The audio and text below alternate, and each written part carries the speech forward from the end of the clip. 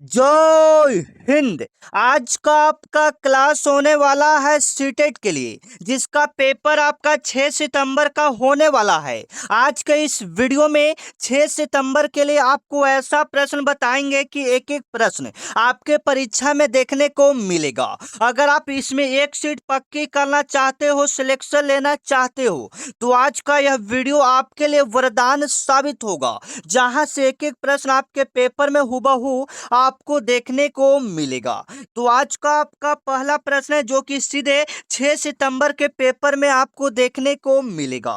तो आज का आपका पहला प्रश्न है, बाल विकास के संबंध में निम्नलिखित में से कौन सा कथन सही है। आपके पेपर में सवाल आएगा कि बाल विकास के संबंध में निम्नलिखित में कौन सा कथन सही है, यानी जब बच्चा बढ़ता है तो उसमें कौन सा कथन सही है।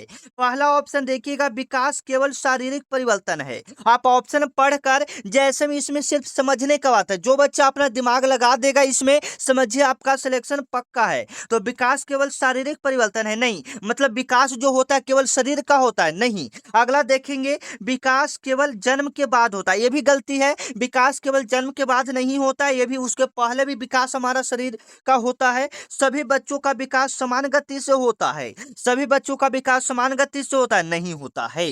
विकास एक निरंतर निरंतर प्रक्रिया है। आप बूढ़ा हो जाओगे फिर भी विकास आपका शरीर में होते रहेगा, यानी विकास एक क्या हो जाएगा, निरंतर प्रक्रिया है। Option number B. Option number B आप क्या कीजिएगा, बिल्कुल सही कीजिएगा, जो कि सीधे आपके पेपर में देखने को मिलेगा। ऐसे काम कीजिएगा, आप जवाब देते चलिएगा, ठीक है, समझ समझ कर बताइएगा कौन सा सही होगा। जैसे में 2 नंबर सवाल देखिएगा, काफी इंपॉर्टेंट है, जो कि सीधे आपके सीटेट एग्जाम में 6 सितंबर को देखने को मिलेगा। बाल विकास को सबसे अधिक प्रभावित करने वाले कारक कौन सा है। आपके पेपर में आएगा, बाल विकास को प्रभावित करने वाले सबसे बड़ा कारक कौन सा, बताइएगा। जैसे में कहने का मतलब है केवल वंशानुक्रम, यानी कि बाल विकास को सबसे अधिक प्रभावित कौन करता है, तो वंशानुक्रम करता है, नहीं।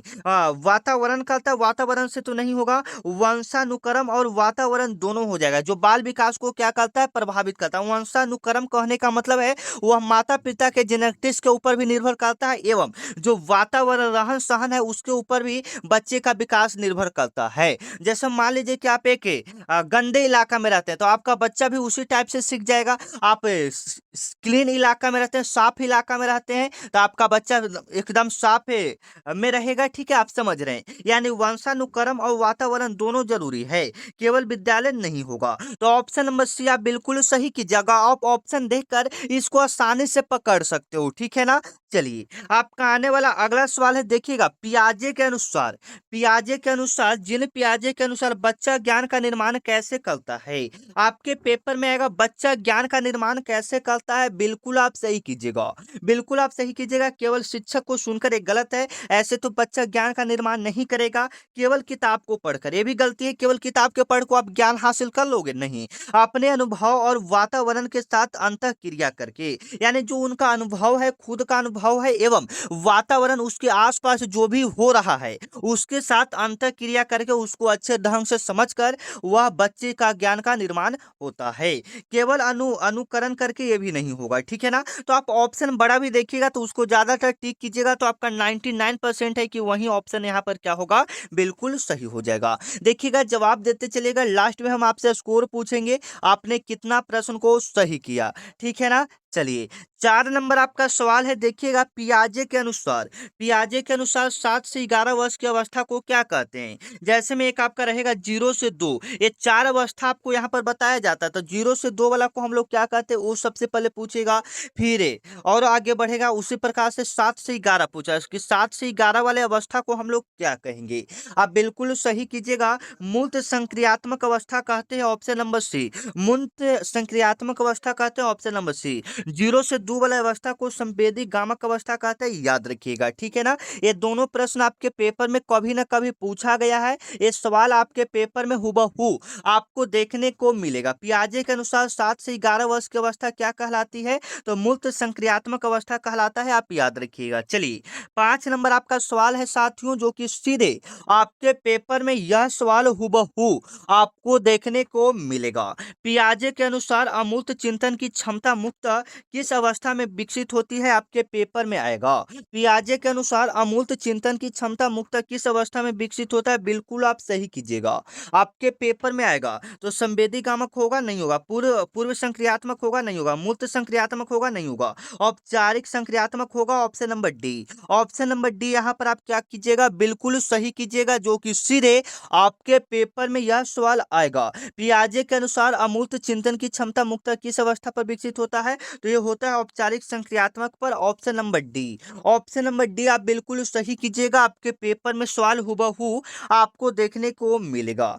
बयोप्सी के अनुसार बच्चों को सीखने में सबसे महत्वपूर्ण भूमिका किसकी होती है, बताइएगा। सबसे महत्वपूर्ण भूमिका किसकी होती है, अगर बच्चों को सीखना है तो इसमें सबसे अधिक भूमिका किसका होगा, बिल्कुल आप देखिएगा। केवल पाठ्य पुस्तक यानी केवल किताब का हो सकता है, केवल परीक्षा का हो सकता है, नहीं। केवल अनुवांशिकता का मतलब आपका जेंडर पर हो सकता है, नहीं। सामाजिक अंतःक्रिया यानी समाज में क्या क्या हो रहा है, ये बच्चे को सीखने की महत्वपूर्ण भूमिका निभाती है, option number A. Option number A आप बिल्कुल सही कीजिएगा, आपके पेपर में यह सवाल हुबहू आपको देखने को मिलता है। मैं तो कहूंगा आप सारे प्रश्न को याद कर लो, और जो बच्चा तैयारी नहीं किया है, 6 सितंबर तक हम आपको ऐसा क्लास देंगे जिससे आपका सीटेट का एग्जाम आसानी से क्लियर हो जाएगा, ठीक है ना। तो इसके लिए आप क्या कर सकते हो, चैनल को तो पहले आप सब्सक्राइब कर लो, ठीक है, क्योंकि यहाँ पर डेली आपको सीटेट का क्लासेज मिलेगा। जो बच्चा तैयारी नहीं किया है, एकदम जीरो लेवल है, उसको भी हम यहाँ पर क्लास करवाएंगे, ठीक है ना। एकदम आपको सिलेक्शन दिलवाएंगे, तो आप चैनल को क्या कर लोगे, सब्सक्राइब कर लोगे, ठीक है ना।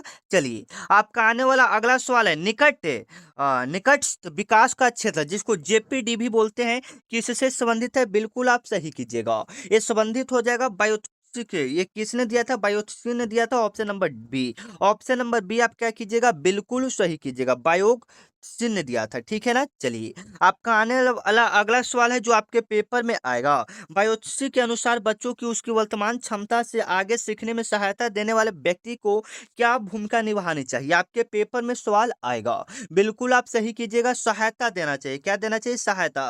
दंड देना चाहिए, मतलब कोई बच्चा गलती कर रहा है तो उसको आप दंड दोगे, नहीं। उसका आप मतलब कुछ सीख रहा है तो उसको आप क्या कीजिएगा, सहायता दीजिएगा। केवल उत्तर बताइएगा, नहीं। परीक्षा लीजिएगा, नहीं। उसका सहायता कीजिएगा, उसको अच्छे ढंग से समझाने का क्या कीजिएगा, कोशिश कीजिएगा, ठीक है ना। चलिए, आपका आने वाला अगला सवाल है, उससे पहले जो बच्चे मेरे व्हाट्सएप ग्रुप को ज्वाइन नहीं किए, ज्वाइन कर लीजिएगा, क्योंकि वहां पर सबसे पहले आपको सीटेट का जो भी क्लास होगा सबसे पहले पता चलेगा, एवं जो भी इसका पीडीएफ रहेगा वो सबसे पहले ग्रुप में डाल दिया जाएगा, एवं जो भी ऑल इंडिया नई वैकेंसी आएगी सबसे पहले आपको ग्रुप में पता चलेगा। तो इस व्हाट्सएप नंबर पर आपको सीटेट लिखकर मैसेज करना है। क्या लिखकर मैसेज करना है, सीटेट। जैसे ही आप इस व्हाट्सएप नंबर पर सीटेट लिखकर मैसेज करोगे, मेरे तरफ से एक व्हाट्सएप ग्रुप का लिंक जाएगा, उस लिंक पर क्लिक करोगे तो आप व्हाट्सएप ग्रुप को ज्वाइन कर लोगे, ठीक है ना। चलिए, कोहल वर्ग का सिद्धांत मुख्यतः किससे संबंधित है, आपके पेपर में आएगा। कोहल वर्ग का सिद्धांत मुख्यतः किससे संबंधित है, आपके पेपर में यह सवाल हुबहू आपको देखने को मिलेगा। तो आप याद रखिएगा, नैतिक विकास से संबंधित है, option number B. Option number B आप क्या कीजिएगा, बिल्कुल सही कीजिएगा। कोहल वर्ग का सिद्धांत मुख्यतः किससे संबंधित है, तो नैतिक विकास से संबंधित है, option number B. Option number B आप क्या कीजिएगा, बिल्कुल राइट कीजिएगा, जो कि सीधे आपके पेपर में यह सवाल हुबहू आपको देखने को मिलेगा। चलिए, आपका आने वाला अगला सवाल है कि बच्चे के नैतिक विकास को समझने के लिए किसका सिद्धांत महत्वपूर्ण है। बच्चे के नैतिक विकास को समझना है तो किसका जो सिद्धांत दिया गया है वो सबसे महत्वपूर्ण है, बताइएगा। तो कोहल वर्ग का हो जाएगा, ऑप्शन नंबर ए। इनका सिद्धांत है जो बच्चे के नैतिक विकास को समझ सकता है, option number A. Option number A आप बिल्कुल सही कीजिएगा, आपके पेपर में यह सवाल हुबहू आपको देखने को मिलेगा। चलिएगा, बाल केंद्रित शिक्षा में शिक्षक की भूमिका कैसी होनी चाहिए, बताइएगा। जब बाल केंद्रित शिक्षा में शिक्षक की भूमिका कैसी होनी चाहिए, केवल उसको व्याख्या यानी जवाब देना चाहिए, उत्तर देना चाहिए, या नियंत्रित की या सहायता करना चाहिए, या दंड देना चाहिए, क्या करना चाहिए, तो उसको सहायक करना चाहिए, ऑप्शन नंबर सी, ठीक है। चलिए, सहायकी करना चाहिए। चलिए, आपका आने वाला अगला सवाल है कि बाल केंद्रित कक्षा में सबसे अधिक महत्व किससे दिया जाता है, बाल केंद्रित कक्षा में सबसे अधिक महत्व किससे दिया जाता है, बिल्कुल आप सही कीजिएगा, शिक्षक के विचारों को नहीं, बच्चों की सक्रिय भागीदारी को। बच्चा क्या करना चाहता है वो महत्वपूर्ण भूमिका होता है, option number B. Option number B आप क्या कीजिएगा, बिल्कुल सही कीजिएगा, जो कि सीधे आपके पेपर में यह सवाल हुबहू आपको देखने को मिलेगा। चलिएगा, आपका 13 नंबर सवाल है, यदि कोई बच्चा गणित के प्रश्न को गलत गलत हल करता है तो शिक्षक को क्या करना चाहिए बताइए। आपके पेपर में सवाल आएगा, यदि कोई बच्चा गणित के प्रश्न को गलत हल करता है तो शिक्षक को क्या करना चाहिए, तो उसको दंड देना चाहिए नहीं, उसकी गलती को समझकर सीखने का अवसर देना चाहिए। Option number B, option number B यहाँ पर आपका क्या हो जाएगा, बिल्कुल राइट होगा। उसकी गलती को समझकर सीखने का क्या देना चाहिए, अवसर देना चाहिए। ठीक है, चलिए आपका आने वाला अगला सवाल है, सीटेट के दृष्टिकोण से बच्चे की गलती को किस रूप में देखा जाना चाहिए। आपके पेपर में सवाल आएगा कि सीटेट के दृष्टिकोण से बच्चे की गलती को किस रूप में देखा जाना चाहिए। बिल्कुल आप सही कीजिएगा। असफलता देखना चाहिए नहीं, सीखने की प्रक्रिया को महत्वपूर्ण हिस्सा मानना चाहिए कि मतलब जो बच्चा अभी गलती कर रहा है यानी वो बच्चा क्या कर रहा है, सीख रहा है, तो उस दृष्टिकोण से हमें देखना है। ये नहीं कि गलत कर रहा है तो आप उसे पीट सकते हैं, ठीक है ना, वो सीख रहा है तभी तो गलती कर रहा है। ठीक है, तो ऑप्शन नंबर बी यहाँ पर आप क्या कीजिएगा, बिल्कुल सही कीजिएगा, जो कि सीधे आपके पेपर में यह सवाल हुबहू आपको देखने को मिलेगा। व्यक्तिगत विभिन्नताओं का अर्थ क्या है, व्यक्तिगत विभिन्नताओं का अर्थ क्या है, आपके पेपर में यह सवाल हुबहू आपको देखने को मिलेगा। बिल्कुल सही कीजिएगा, बच्चों की क्षमताओं और रुचियों में अंतर। ऑप्शन नंबर बी यहाँ पर आपका क्या हो जाएगा, बच्चों की क्षमताओं और रुचियों में अंतर। ऑप्शन नंबर बी यहाँ पर आपका क्या हो जाएगा, बिल्कुल राइट होगा। व्यक्तिगत विभिन्नताओं का अर्थ क्या है, बच्चों की क्षमता और रुचियों में अंतर। ऑप्शन नंबर बी आप क्या कीजिएगा, बिल्कुल सही कीजिएगा। एक शिक्षक व्यक्तिगत विभिन्नताओं का कारण बताइए। व्यक्तिगत विभिन्नताओं के कारण क्या है, सभी बच्चों को बिल्कुल एक ही तरीका से पढ़ाना चाहिए, ये क्या सही बात है, बताओ आप, क्या ये सही बात है, सभी बच्चों को बिल्कुल एक ही तरीका से पढ़ाना चाहिए, नहीं, कोई बच्चे को आपका तरीका समझ नहीं आ रहा है, ठीक है, शिक्षण में विविध विविध का प्रयोग करना चाहिए, विविध विधियों का प्रयोग करना चाहिए, ये बिल्कुल सही है। यानी जब आप पढ़ा रहे हो तो विभिन्न अलग अलग प्रकार के उसमें विधियों का प्रयोग कर सकते हो, अलग अलग तरीके का प्रयोग कर सकते हो। Option number B. चलिएगा आपका आने वाला 17 नंबर सवाल है जो आपके पेपर में आएगा। बुद्धि के संबंध में आधुनिक दृष्टिकोण क्या मानता है, बुद्धि के संबंध में आधुनिक दृष्टिकोण क्या मानता है, बिल्कुल आप सही कीजिएगा, बताइएगा। बुद्धि के संबंध में आधुनिक दृष्टिकोण क्या मानता है, तो बुद्धि बिल्कुल स्थिर होता है, ये गलती है। बुद्धि केवल परीक्षाओं के अंकों से पता चलते नहीं, यानी बुद्धि कैसे पता चलेगा, जब ट्यूशन में आप टॉप करो, ऐसा नहीं है, ठीक है ना। बुद्धि के विभिन्न आयाम हो सकते हैं, बुद्धि के विभिन्न आयाम हो सकते हैं, ठीक है ना। ये नहीं कि आप एक तरीका से बच्चा ज्यादा नंबर ला रहा है तो आप जान सकते हो कि बच्चा तेज है, ऐसा नहीं बात है, ठीक है ना। चलिए आपका आने वाला अगला सवाल है, बहुबुद्धि का सिद्धांत। बहुबुद्धि का सिद्धांत किससे संबंधित है, बिल्कुल आप सही की दीजिएगा, ठीक है ना। बहुबुद्धि का सिद्धांत किससे संबंधित है, हार्वर्ड गार्डन से संबंधित है। Option number A, Harvard gardener से संबंधित है। Option number A, option number A आप क्या होगा, बिल्कुल सही होगा, हार्वर्ड गार्डनर से संबंधित है। Option number A, option number A आप बिल्कुल सही कीजिएगा। 19 नंबर आपका सवाल है, सीखने के लिए आंतरिक रुचि से उत्पन्न प्रेरणा क्या कहलाती है, सीखने के लिए आंतरिक रुचि से उत्प्रेरण प्रेरणा क्या कहलाती है, बिल्कुल आप सही कीजिएगा, आंतरिक प्रेरणा कहलाता है। Option number B, option number B, ठीक है, आंतरिक प्रेरणा कहलाता है। सीखने के लिए आंतरिक रुचि से उत्पन्न प्रेरणा क्या कहलाता है, आंतरिक प्रेरणा कहलाता है। Option number B. चलिएगा 20 नंबर सवाल है कि बच्चों को अच्छे कार्य के लिए प्रशंसा देना किसका उदाहरण, बच्चों को अच्छे कार्य के लिए प्रशंसा देना किसका उदाहरण है, बिल्कुल आप सही कीजिएगा, सकारात्मक पूर्ण बलन का। ऑप्शन नंबर ए, सकारात्मक पूर्ण बलन का। ऑप्शन नंबर ए आप क्या कीजिएगा, बिल्कुल सही कीजिएगा, जो कि सीधे आपके पेपर में यह सवाल हुबहू आपको देखने को मिलेगा, जवाब देते चलिएगा और आपका पेपर ठीक है ना 6 सितंबर को होगा। चलिए 21 नंबर सवाल है, समावेशी शिक्षा का मुख्य उद्देश्य क्या है, बताओगे, आपके पेपर में आएगा। समावेशी शिक्षा का मुख्य उद्देश्य क्या है, सभी बच्चों को साथ सीखने का अवसर देना, ठीक है, समावेशी शिक्षा का मुख्य उद्देश्य सभी बच्चों को साथ सीखने का अवसर देना। Option number B, option number B आप यहाँ पर क्या कीजिएगा, बिल्कुल सही कीजिएगा, जो कि सीधे आपके पेपर में यह सवाल हुबहू आपको देखने को मिलेगा। समावेशी कक्षा में शिक्षक को क्या करना चाहिए, समावेशी कक्षा में शिक्षक को क्या करना चाहिए, ठीक है ना। आपके पेपर में सवाल हुबहू आपको देखने को मिलेगा, बच्चों की अलग अलग जागरूकताओं के अनुसार सहायता देनी चाहिए, ठीक है ना, यानी बच्चों को अलग अलग जो भी जरूरत है उसके अनुसार उसकी सहायता देनी चाहिए। Option number B, option number B आप क्या कीजिएगा, बिल्कुल सही कीजिएगा, ये बिल्कुल सिंपल है, आप सिर्फ इसमें जिसको समझ होगा वो सारे प्रश्नों को सही कर देगा, ठीक है ना। चलिए आपका आने वाला अगला है कि लर्निंग डिसेबिलिटी वाले बच्चों के प्रति शिक्षक का दृष्टिकोण कैसा होना चाहिए, जो बच्चे थोड़ा विकलांग है, ठीक है, जो सीख नहीं पा रहा है अच्छे से, उसके प्रति उनका क्या होना चाहिए, ठीक है ना, उचित सहायता और वैकल्पिक शिक्षण रणनीति देना चाहिए। Option number C, option number C आप क्या कीजिएगा, बिल्कुल सही कीजिएगा, जो कि सीधे आपके पेपर में यह सवाल हुबहू आपको देखने को मिलेगा। प्रतिभाशाली बच्चे के लिए सबसे उपयुक्त शिक्षण क्या है? प्रतिभाशाली बच्चे के लिए सबसे उपयुक्त शिक्षण क्या है? बिल्कुल आप सही कीजिएगा, बिल्कुल आप सही कीजिएगा, केवल वही काम बार बार करना नहीं, चुनौतीपूर्ण और समृद्ध लर्निंग अपॉर्चुनिटी देना, ठीक है ना। ऑप्शन नंबर बी, यानी उसको अच्छे ढंग से जो भी शिक्षा हो सके उसको अच्छे ढंग से देना है, ठीक है। Option number B, option number B आप क्या कीजिएगा, बिल्कुल राइट कीजिएगा। एक अच्छा शिक्षक बच्चों की भाषा और संस्कृति को क्या मानता है? बाधा मानता है? बताइए, नजरअंदाज करता है, क्या करता है? सीखने के संसाधन के रूप में उपयोग करता है। Option number C, option number C आप क्या कीजिएगा, बिल्कुल सही कीजिएगा, ठीक है। आपके पेपर में यह सवाल हुबहू आपको देखने को मिलेगा। चलिए, बच्चे के सीखने में पूर्ण ज्ञान का क्या महत्व है? बच्चों को सीखने में पूर्ण ज्ञान का क्या महत्व है? आपके पेपर में यह सवाल हुबहू आपको देखने को मिलेगा। बच्चे के सीखने में पूर्व ज्ञान का क्या महत्व है? नया ज्ञान समझने में सहायता करता है। Option number B, option number B आप क्या कीजिएगा, बिल्कुल सही कीजिएगा। आपके पेपर में यह सवाल हुबहू आपको देखने को मिलेगा। चलिए, 27 नंबर सवाल है कि रचनावादी दृष्टिकोण में बच्चा, रचनावादी दृष्टिकोण में बच्चा क्या करता है? निष्क्रिय श्रोता होता है? नहीं। निष्क्रिय श्रोता होता है? नहीं।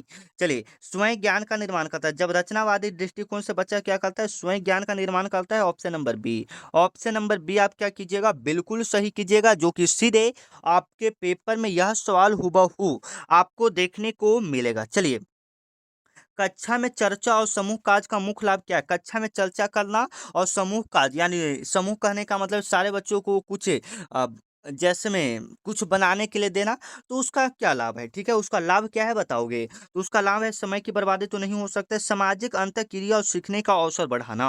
Option number B, option number B आप यहाँ पर क्या कीजिएगा, बिल्कुल सही कीजिएगा। असाइनमेंट, असाइनमेंट फॉर लर्निंग का मुख्य उद्देश्य क्या है? असाइनमेंट फॉर लर्निंग का मुख्य उद्देश्य क्या है? बिल्कुल आप सही कीजिएगा, सीखने में सुधार के लिए फीडबैक देना, यानी उसको बताना कि हाँ आप सीखो, ये वाला बहुत ही अच्छा होगा, ऐसे वैसे उसको फीडबैक देना। Option number B.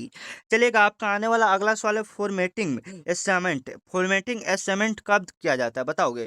Formatting assignment कब किया जाता है? बिल्कुल आप सही कीजिएगा, सीखने की प्रक्रिया के दौरान। Option number B, option number B आप क्या कीजिएगा, बिल्कुल सही कीजिएगा, जो कि सीधे आपके पेपर में देखने को मिलेगा। डायनोटिक्स एक्सपेरिमेंट का उद्देश्य क्या है बताओगे? डायनोमिक्स एक्सपेरिमेंट का उद्देश्य क्या है? बच्चों के सीखने की कठिनाइयों में पहचान आना। Option number A. चलिए, यदि अधिकांश बच्चे किसी प्रश्न का उत्तर गलत देते हैं तो शिक्षक को सबसे पहले क्या करना चाहिए? यदि अधिकांश बच्चा किसी प्रश्न का उत्तर गलत देता है तो उसे क्या करना चाहिए? बच्चों को दोष देना चाहिए? नहीं। प्रश्न शिक्षक विधि और बच्चों की समझ का विश्लेषण करना चाहिए, उसको मतलब अच्छा से प्रश्न को समझाओ कि हम आपसे ए पूछ रहे हैं, ए बारे में बताओ, ठीक है ना, ऐसा। चलिए, 33 नंबर सवाल है कि सीखने में मोटिवेशन का क्या महत्व है? सीखने में मोटिवेशन का क्या महत्व है? बिल्कुल आप सही कीजिएगा, बिल्कुल आप सही कीजिएगा, सीखने की रुचि और प्रयास को प्रभावित करता है। Option number B, option number B आप क्या कीजिएगा, बिल्कुल राइट कीजिएगा, जो कि सीधे आपके पेपर में सवाल आएगा। सीखने में मोटिवेशन का क्या महत्व है? सीखने की रुचि और प्रयास को प्रभावित करना। चलिए, 34 नंबर आपका सवाल है कि बच्चा स्वयं करके सबसे अच्छी तरह सीखता है, यह किस दृष्टिकोण से सबसे अधिक संबंधित है? यानी स्वयं बच्चा सीखता है, यह किस दृष्टिकोण से सबसे अधिक संबंधित है? बिल्कुल आप सही कीजिएगा, सक्रिय अधिगम से। यह किससे संबंधित है? सक्रिय अधिगम से। Option number A, option number A आप क्या कीजिएगा, बिल्कुल सही कीजिएगा। एक बच्चे को सीखने की गति दूसरे बच्चों से अलग होना क्या है? एक बच्चों को सीखने की गति दूसरे बच्चों से क्या है? असमान है। व्यक्तिगत विभिन्नता का उदाहरण, यानी सभी व्यक्ति अलग अलग होता है, सभी बच्चे का दिमाग अलग अलग होता है, ये निर्भर करता है, ठीक है ना। चलिए, आपका आने वाला अगला सवाल है कि भाषा और चिंतन के संबंध में बायोटिन ने किस बात पर विशेष जोर दिया था? ठीक है, भाषा और चिंतन के संबंध में बायोगोत्से ने किस बात पर विशेष जोर दिया था? बिल्कुल आप सही कीजिएगा, सामाजिक एवं भाषाई अंतःक्रिया का महत्व दिया था। Option number B, option number B आप क्या कीजिएगा, बिल्कुल सही कीजिएगा, जो कि सीधे आपके पेपर में यह सवाल हुबहू आपको देखने को मिलेगा। बच्चों को प्रश्न पूछने के लिए प्रोत्साहित करना, बच्चों को प्रश्न पूछने के लिए क्या करना? प्रोत्साहित करना। ये क्या है? सीखने में बाधा है नहीं, जिज्ञासा और चिंतन को बढ़ाता है। इस प्रश्न पूछने के लिए प्रोत्साहित करना, ये उनके जिज्ञासा और चिंतन को क्या करता है? बढ़ाता है। Option number B, option number B आपका क्या होगा? बिल्कुल राइट होगा, जो कि सीधे आपके पेपर में यह सवाल हुबहू आपको देखने को मिलेगा। चलिए, एक शिक्षक यदि केवल सही उत्तर बताने के बजाय पूछता है तुमने यह उत्तर कैसे सोचा, तो वह किससे बढ़ावा दे रहा है बताइए? चिंतन और तर्क को। Option number B. Option number B आप क्या कीजिएगा, बिल्कुल सही कीजिएगा। चलिए, 39 नंबर सवाल है कि बच्चों की सामाजिक पृष्ठभूमि के बारे में शिक्षक को क्या मानना चाहिए, ठीक है ना?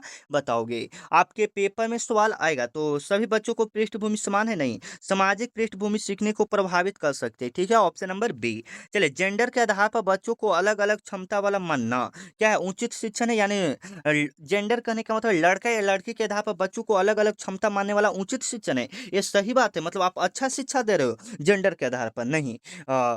ठीक है ना? आप स्टेरियोटाइप को बढ़ावा दे सकता है, ठीक है? स्टेरियोटाइप को भले बढ़ावा आप दे सकते हो, ठीक है ना? चलिए, लड़के गणित में अच्छे होते हैं और लड़कियां भाषा में, इस प्रकार का कथन है। एक क्या है, लड़के गणित में अच्छा और लड़कियां भाषा में, किस प्रकार का कथन है? तो यह एक लैंगिक स्टेरियोटाइप है। Option number B. Option number B आप क्या कीजिएगा, बिल्कुल राइट कीजिएगा, ठीक है? चलिए, 22 नंबर आपका सवाल है कि एक प्रभावी शिक्षक बच्चों की असफलता को, एक प्रभावी जो शिक्षक होता है वो बच्चे की असफलता को क्या करता है बताओगे? वो बच्चे की असफलता को अंतिम परिणाम मानता है, नहीं, जो सुधार और सीखने का अवसर मानता है। Option number B. Option number B आप क्या कीजिएगा, बिल्कुल सही कीजिएगा। सहयोगात्मक, सहयोगात्मक अधिगम में डॉट डॉट डॉट बच्चे केवल काम करते हैं, बताइए क्या करते हैं? बच्चे मिलकर सीखते हैं। Option number B. Option number B आप क्या कीजिएगा, बिल्कुल सही कीजिएगा। चलिए, अस्खा अस स्क्रोलोडिंग का अर्थ क्या है बताइएगा? आपके पेपर में सवाल आएगा, आप बिल्कुल सही कर सकते हो। आवश्यकता आवश्यकता के अनुसार अस्थायी सहायता देना।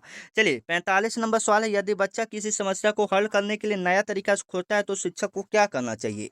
बिल्कुल उसके प्रयास को प्रोत्साहित करना चाहिए। Option number B. Option number B आप क्या कीजिएगा, बिल्कुल सही कीजिएगा। अधिगम को सबसे अच्छी तरह किस रूप में समझा जा सकता है, ठीक है ना?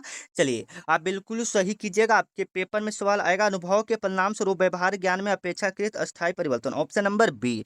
चलिएगा, कक्षा में बच्चों को खुलकर उत्तर देने का अवसर देने से क्या होता है, केवल शोर बढ़ता है? नहीं, उनके अभिव्यक्तिगत और चिंतन विकसित हो सकते हैं। Option number B. Option number B आप क्या कर सकते हो, बिल्कुल सही कर सकते हो। एक शिक्षक को कमजोर प्रदर्शन करने वाले बच्चों के लिए क्या करना चाहिए? एक शिक्षक को कमजोर प्रदर्शन, जो पढ़ने में अच्छा नहीं है, उसके लिए एक शिक्षक को क्या करना चाहिए? ये आपसे सवाल पूछा है तो आप याद रखोगे, उसकी कठिनाई पहचान कर उपयुक्त सहायता करना चाहिए, ठीक है? 49 नंबर सवाल, सीटेट की दृष्टि से सबसे प्रभावी कक्षा वह है जिसमें जिसमें क्या है कि बच्चे सक्रिय रूप से सोचे, प्रश्न पूछे और सीखे, ये हो जाएगा, ठीक है ना? चलिए, एक शिक्षक का सबसे उपयुक्त दृष्टिकोण क्या होना चाहिए, ठीक है? आपके पेपर में सवाल आएगा, बिल्कुल आप सही कीजिएगा। बच्चों की विविधता को स्वीकार करके शिक्षण को अनुकूल बनाना। Option number B. Option number B आप क्या कीजिएगा, बिल्कुल सही कीजिएगा। चलिए, मिलते हैं नेक्स्ट वीडियो में, तब तक के लिए जय हिंद, वंदे मातरम।